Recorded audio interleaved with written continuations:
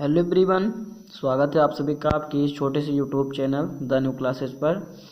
Friends, आज की इस वीडियो में हम डीटीएससी एग्ज़ाम के कुछ ऐसे मोस्ट इम्पोर्टेंट क्वेश्चन हैं जो कि हर कंपटीशन पेपर में पूछे जाते हैं। ठीक है, तो आज की इस वीडियो में हम इस क्वेश्चन को सॉल्व करेंगे और इस तरीके से कई क्वेश्चन को हम आपको बताएंगे, तो आपको लगा के बताना है।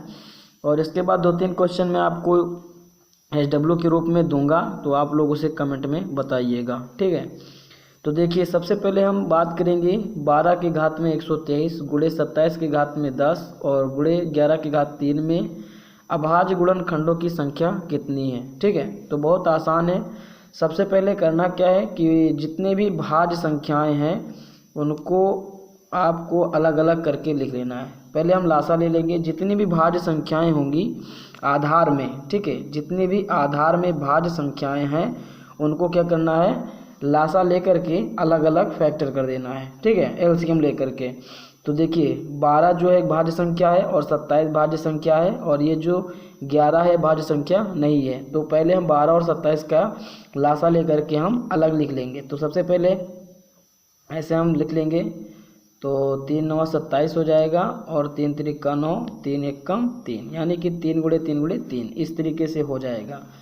तो यहाँ 12 की जगह पे हम क्या लिख देंगे, सबसे पहले हम 27 का निकाल लिए, फिर 12 का भी हम निकाल लेते हैं यहीं पे। तो 12 का अगर हम बात करें तो 2 छक 12, 2 तिहाई 6 और 3 1 कम 3 इस तरीके से हो जाएगा। ठीक है, और 11 तो भाज्य संख्या है नहीं, ठीक है, तो उसे छोड़ देंगे। अब देखिए, 12 की जगह पे हम लिखेंगे, 12 की जगह पे हम 2 गुणे 2 गुणे 3 लिख देंगे, 2 गुणे 2 गुणे 3, और फिर गुणे लगा के 27 की जगह पे हमें लिखना है 3 गुणे 3 गुणे 3, यही वाली संख्या को यहाँ पर लिख देना है। ठीक है, और इस वाली संख्या को यहाँ पर लिख देना है। 11 का तो 11 भाज्य संख्या है नहीं, तो छोड़ दो उसे, तो 11 लिख लेंगे। अब देखिए, थोड़ा सा यहाँ पे ध्यान दीजिए कि जो घात लिखा है 170 मतलब 123, तो ये जो 12 का आप निकाले हैं एलसीएम, तो यहाँ पे 123 और यहाँ पे 123 और यहाँ पे 123, और जो 3 है यानी कि 27 के घात में जितने 10 लिखे हैं तो सभी के घात में कितना लिख देना है, 10 10। ठीक है, और 11 के घात में 3 था, तो यहाँ पे क्योंकि 11 अभाज्य संख्या है तो इसका मैंने लासा लिया नहीं है, तो बाकी ऐसे लिख देना है। अब अभाज्य गुणनखंडों की संख्या निकालनी है, तो बस क्या करना है, जितने भी घात हैं, ठीक है, जितने भी घात हैं उनको जोड़ लेना है, ऐड करने के बाद आपका आंसर आ जाएगा। जैसे 123 प्लस 123 प्लस 123 और प्लस 10 प्लस 10 प्लस 10 और प्लस 3, आप पूरा ऐड करके लिख दो, वही आपका आंसर आ जाएगा। ठीक है, तो इस तरीके से आपका क्वेश्चन डीटीएससी एग्जाम में आपका आया हुआ है।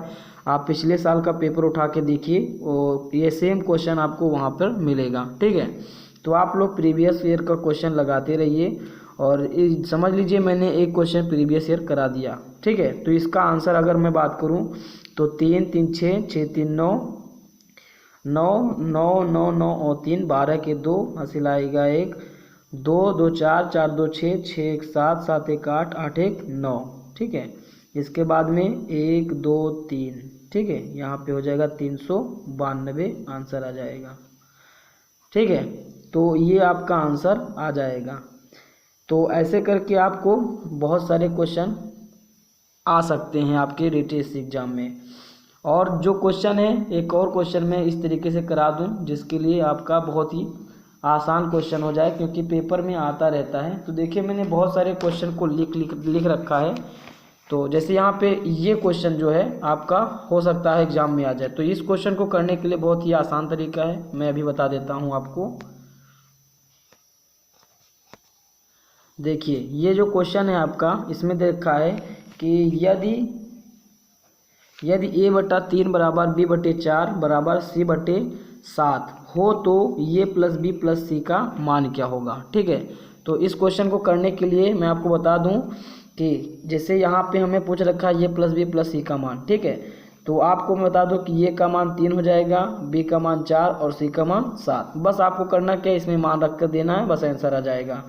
तो ये का मान है 3, बी का मान है 4 और सी का मान है 7। बटे में सी का मान कितना दे रखा है 7। तो बस ऐसे करके लगा दीजिए, बहुत आसान से। 7 3 10 4 14 और 14/7 यानी कि 7 1 कम 7 और 7 दूनी 14। तो इसका आंसर कितना आ जाएगा 2। ठीक है, तो इस तरीके से इस क्वेश्चन को आप आसानी से कर सकते हैं। अगर एग्जाम में आता है तो कर लीजिएगा। अगला क्वेश्चन मैं बता दूं, एक क्वेश्चन और है कि ये जो क्वेश्चन है ये प्लस बी बराबर 7 तथा ए बी बराबर 12 हो तो ये स्क्वायर प्लस बी स्क्वायर का मान क्या होगा। ठीक है, तो इस क्वेश्चन को मैं करके दिखा देता हूँ, बहुत ही आसान है। ठीक है, तो ये जो क्वेश्चन है इसका जो फार्मूला है थोड़ा सा चेंज है। जैसे आप लोगों ने पढ़ा होगा ये स्क्वायर माइनस बी स्क्वायर, ठीक है, तो होता है ये प्लस बी का एक ब्रैकेट में, ये माइनस बी एक ब्रैकेट में। लेकिन अगर हम बात करें ये स्क्वायर प्लस बी स्क्वायर की, तो इसका सूत्र होता है ये प्लस बी का होल स्क्वायर और ब्रैकेट के अंदर होता है -2ab। ठीक है, उसके आगे क्या होता है -2ab। ये क्वेश्चन, ये फार्मूला आप लोगों को अभी तक नहीं बताया गया होगा, मतलब बहुत सारे लोगों को पता होगा, बट कुछ लोग हैं ऐसे जिनको ये फार्मूला नहीं पता है। तो बस यही फार्मूले पे आपका सवाल लग जाएगा।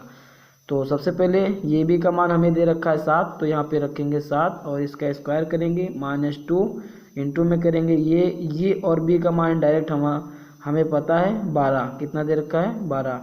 तो ये हो जाएगा 7 7 49 माइनस 12 दूनी कितना हो जाएगा 24। ठीक है, और 49 में से जब आप 24 घटाएंगे तो कितना बचेगा 25 आंसर आ जाएगा। ठीक है, तो इस फार्मूले को आप ध्यान में रखिएगा क्योंकि इस फार्मूले पे आपका एग्ज़ाम में क्वेश्चन आता है। तो बहुत सारे लोगों को ये फार्मूला नहीं पता होता है, इसी फार्मूले के चक्कर में आपका सवाल छूट जाता है।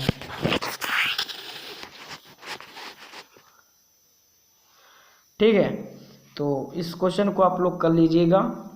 और नेक्स्ट क्वेश्चन है यहाँ पे, यदि x प्लस 1/x बराबर 4 है तो x square plus 1/x square का मान क्या होगा। ठीक है, तो इस क्वेश्चन को मैं करके अगर बता दूं, बहुत ही आसान है, बहुत ही आसान है और बहुत ही जल्दी लग जाएगा। जैसे सबसे पहले हम क्या करेंगे, अगर जब कभी भी x स्क्वायर अगर पूछता है, ठीक है, इस तरीके से अगर आपका क्वेश्चन पूछ रखा होता है तो जो ठीक है जो अंक दिया है उसी का वर्ग करेंगे। और चिन्ह यहाँ पे थोड़ा सा देख लीजिए, चिन्ह का अलग अलग मान होता है। अगर दोनों जगह प्लस प्लस होगा तो हम माइनस लगा देंगे, और अगर एक जगह माइनस है और एक जगह प्लस है तो हमेशा प्लस लगाना है। क्या लगाना है प्लस, और माइनस माइनस अगर होगा तो हम प्लस लगाएंगे, यानी कि उसका उल्टा लगाएंगे। इस सवाल को लगाने के लिए थोड़ा सा पहले नियम देखेंगे। जैसे प्लस प्लस है तो माइनस लगा देंगे। जैसे मान लीजिए यहाँ पे लिखा है 4, कितना लिखा है 4, तो यहाँ प्लस है और यहाँ प्लस है, तो दोनों जगह प्लस प्लस है, तो हम कौन सा सूत्र लगाएंगे माइनस का। यानी कि मैंने बताया है, ऐसे चाहो तो हिंदी में लिख सकते हो, दिया गया अंक का वर्ग -2। ठीक है, बस ये आप सूत्र लगा सकते हो। तो दिया गया अंक हमारे पास है 4 और 4 का स्क्वायर करेंगे, इसके बाद में 2 घटा देंगे। अगर यहाँ माइनस होता, यहाँ प्लस होता, तो हम प्लस लगा देकर यहाँ पर क्या करते, यहाँ पे हम प्लस लगा देते, बट दोनों जगह प्लस प्लस दे रखा है तो हम माइनस लगा देंगे। दिया गया अंक हमारा 4 है और माइनस में 2 करना है, तो 4 जो कितना हो जाएगा 16 - 2, यानी कि 16 में से जब 2 जाएगा तो कितना बचेगा, यानी कि 4, मतलब 14 आंसर आ जाएगा, 14 बचेगा, सॉरी। ठीक है, वैसे अगर मैं बात करूँ, आप लोग इसको लगा करके बताइए कितना आंसर आ जाएगा। x माइनस 1/x बराबर 15 हो तो, ठीक है, 15 हो तो इसका आंसर आपको बताना है कमेंट में। x square minus 1/x square बराबर मतलब क्या होगा। ठीक है, इसका आंसर आप लोग कमेंट में, आप लोगों को कमेंट में बताना है। ठीक है, और इस दूसरा क्वेश्चन जो मैंने कराया है ये प्लस बी का, उस पर आप लोग बताइए कि यदि ये प्लस बी बराबर 10 हो तथा ये भी बराबर 7 हो, तब ये स्क्वायर प्लस बी स्क्वायर का मान क्या होगा। ठीक है, का मान क्या होगा। और तीसरा जो है, यदि ये बटे 5 बराबर b/10 बराबर c/7 हो तो ये इसका ये प्लस बी प्लस सी बटे ये का मान क्या होगा। ठीक है, तो ये 3 सवाल हैं, आप लोग चाहिए तो प्रैक्टिस कर सकते हैं। और एक और क्वेश्चन मैं करा देता हूँ जिसके लिए आपको तैयार रहना है क्योंकि पेपर में आ सकता है। ठीक है, कुछ है अनुपात के चैप्टर से सवाल क्वेश्चन आपका कभी कभी पूछ लेता है, तो चाहे मिडिल ग्रुप हो चाहे जूनियर ग्रुप हो सभी के लिए ज़रूरी है क्वेश्चन। ठीक है, एक क्वेश्चन आपका इस प्रकार से है कि यदि यक्स के घात में 13 प्लस यक्स 1/x के घात में 13 बराबर 2 हो तो यक्स की घात 17 प्लस 1/x की घात 17 का मान क्या होगा। ठीक है, तो इस क्वेश्चन को करने के लिए बहुत ही आसान तरीका है। सबसे पहले आप लोग यहीं पे ध्यान दीजिए कि हम कौन सा मान रखें कि आपका इसका इसका अगर बराबर का मतलब क्या होता है। बराबर का मतलब होता है इधर का मान यानी कि RHS और LHS दोनों बराबर रहे। ठीक है, तो हमें 2 मान लेकर आना है, तो यहाँ पे हम क्या रख दें, यहाँ पर क्या रख दें, तो दोनों को ऐड करने पर हमारा 2 आ जाए। ठीक है, हमेशा 2 ही लाना है। तो आप लोग से मैं बता दूं, सबसे पहले जब कभी भी सेम आपको घात मिले, ठीक है, और सेम घात आपको पूछे और इसका मान हमेशा 2 अगर दिया हो तो बहुत ही आसान है। सबसे पहले क्या करेंगे, हम पहले 2 को ध्यान से रखिए, ध्यान से सोचिए कि 2 हम किस अंक को जोड़ दें कि 2 आ जाता है। तो एक को जोड़ेंगे वो हमारा जो हमें है 2 मिल जाएगा। तो सबसे पहले हम लिखेंगे माना यक्स बराबर 1 रखने पर। ठीक है, माना x बराबर 1 रखने पर, तो सब जगह अगर मान लो यहाँ पे 1 रखते हो तो 1 को 13 बार गुणा करोगे तो 1 ही आएगा, और यहाँ पे 13 को एक बार 1 को 13 बार गुणा करोगे तो भी 1 आएगा। तो 1 करके कितना हो जाएगा 2, यानी कि जब 1 रखोगे मान तो यहाँ पे 2 आ जाएगा। तो उसी प्रकार यहाँ पर भी अगर आप मान लो यक्स की घात 17 है प्लस 1/x की घात 17 है। ठीक है, तो आप मान लीजिए यक्स का मान कितना मान है 1, तो 1 की घात में 17 प्लस 1/x का मतलब 1 और इसके घात में 17। तो आप जब 1 को कभी 17 बार गुणा करें तो 1 ही मिलेगा, और इसके बाद बटे 1 करके 1 को 17 बार 1, यानी कि इसका आंसर टोटली 2 आ जाएगा। ठीक है, बिना कुछ कहे। अभी यही सवाल पे अगर मैं मान लूँ कह दूँ यक्स की घात 10 प्लस यक्स की घात 10 बराबर 2 हो तो यक्स की घात में 100 प्लस 1/x की घात 100 का मान क्या होगा। तो बस देखो यहाँ पे 10 यहाँ पे 10, हमें मान लाना है 2। क्या लाना है 2, तो 2 कैसे आएगा, तो यक्स के घात में अगर हम मान लो 2 मान लेते हैं तो यक्स के घात में अगर 2 मान तो 2 को 10 बार, यानी कि उसका आंसर अलग अलग आएगा। लेकिन हम अगर 1 मान लेते हैं तो 1 2 हो जाएगा, यानी कि यहाँ पे 2। वैसे आप आंसर ही देख के बता सकते, क्वेश्चन देखते ही आंसर बता सकते हैं कि इसका आंसर 2। ठीक है, तो सिंपली इसका भी आंसर 2 ही हो जाएगा। ठीक है, तो हमेशा अगर जब यक्स प्लस इसके घात में कुछ भी दे रखा हो समान अगर रहेगा तो अगर चिन्ह एक ही है, ठीक है, तो इस तरीके से इसको लगाना होता है। तो इस तरीके से क्वेश्चन आप लोग कर लीजिएगा। और एक और क्वेश्चन मैं करा देता हूँ, जैसे यहाँ पे दे रखा है आपका एक क्वेश्चन आपका इस तरीके से है। ये पहला क्वेश्चन जो है ये, यदि 64 के घात में 2x 64 के घात में 2x और बराबर 256 यक्स माइनस उसके घात में x माइनस 1 हो तब यक्स का मान। ठीक है, तो इस क्वेश्चन को करने के लिए बहुत ही आसान है। सबसे पहले 64 को हम इतनी छोटी संख्या में लेकर आएंगे, यानी कि इसको हम सबसे पहले छोटे घात के रूप में दर्शाते हैं। तो सबसे पहले मैं छोटी घात करने के लिए हम इसे 64 को घात में व्यक्त करेंगे, यानी कि घात के रूप में लाएंगे। तो 64 को आप जब लासा लेकर के निकालेंगे तो 2 इसको निकाल लेते हैं हम पहले।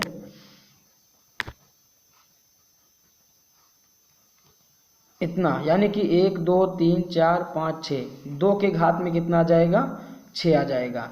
और इसके बाद में हम बात करें तो 2 के घाते 6, उसके बाद 2x यानी कि 2x और 256 को सेम जैसे हम 64 को निकाले हैं और वैसे 256 का भी लासा निकाल लेंगे। तो जब 256 का लासा हम निकालेंगे तो इस तरीके से हो जाएगा 2 1 कम 2 2 दूनी 4 2 8 16 और 2 6 12 2 चौको 8 2 3 6 2 दूनी 4 2 1 कम 2 2 6 12 2 8 16 2 चौको 8 2 दूनी 4, 2 एक कम 2, यानी कि 1 2 3 4 5 6 7 8। 2 कितनी बार आया है? 8 बार आया है। ठीक है, तो हम क्या करेंगे, यहाँ पे 2 के घात मतलब 2 के घात 8 लिखेंगे और उसके घात में x माइनस 1। ठीक है, 2 के घात 8 और x माइनस 1 करेंगे। आप देखिए इसका मल्टीप्लाई हो जाएगा। क्या हो जाएगा? मल्टीप्लाई। तो 6 दूनी कितना हो जाएगा? 12x बराबर 8 को x से पहले करेंगे तो 2 8 एक कम 8x हो जाएगा, माइनस 8 एक कम कितना हो जाएगा? 8। अब आधार दोनों का सेम है। ठीक है, तो इससे ये गायब हो जाएगा, यानी कि इसका नियम है कि अगर बराबर के इधर यानी कि बटे के रूप में हो तो ये कैंसिल हो जाता है। तो आपका बचेगा 12x बराबर 8x माइनस 8। ठीक है, अब पक्षांतर करके x का मान निकल आया जाएगा, ये प्लस में इधर आ जाएगा माइनस 8x बराबर माइनस 8 और यहाँ बचेगा 4x बराबर माइनस 8 और x के बराबर में लगेगा माइनस 8। ये गुणा के रूप में इधर आ जाएगा भाग के रूप में, 4 एक कम 4 4 दूनी 8, यानी कि x बराबर आपका माइनस 2 इसका आंसर हो जाएगा। ठीक है, तो इस तरीके से अगर मान लो आपका सवाल दे रखा है कि यदि 125 के घात में 2x यानी कि 2x बराबर 625 के घात में आपका दे रखा है 15। ठीक है, तो हो तो x का मान क्या होगा? x का मान क्या होगा? तो इसका आंसर कम से कम 4 सवाल मैंने आपको SW में दिए हैं, तो आप लोग इसे हल करके कमेंट में बताइए। ठीक है, सवाल ऐसे लिख दीजिएगा। सवाल नंबर ये चौथा है। ठीक है, 3 सवाल दिए तो 4 सवाल आपको दिए हैं, तो आप लोग इसे सॉल्व करके आंसर आप लोग कमेंट में बताइए। ठीक है, और हाँ थोड़ा सा आप लोग वेट कीजिए क्योंकि मुझे थोड़ी सी प्रॉब्लम आ गई है, इसीलिए मैं वीडियोज़ नहीं डाल पा रहा हूँ। तो मैं कोशिश करूँगा कि सुबह कई वीडियोज़ आएँ। ठीक है, तो मिलते हैं नेक्स्ट वीडियो के साथ, तब तक आप लोग अपनी तैयारी करते रहिए।